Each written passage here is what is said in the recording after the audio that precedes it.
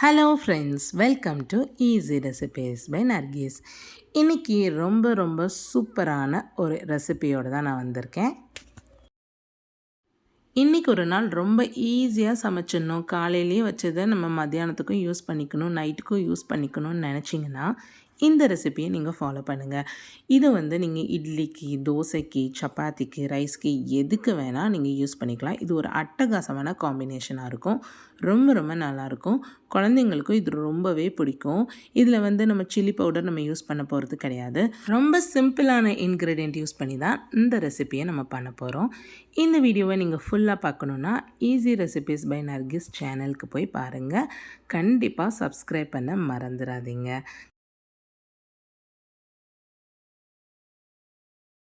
இதோட ஃபுல் வீடியோவை நான் டிஸ்கிரிப்ஷன்லேயும் ஃபஸ்ட் கமெண்ட்லேயும் நான் பின் பண்ணுறேன். கண்டிப்பாக இந்த வீடியோவை பார்த்துட்டு எப்படி இருந்ததுங்கிறத கமெண்ட் செக்ஷனில் கண்டிப்பாக ஷேர் பண்ணுங்கள்.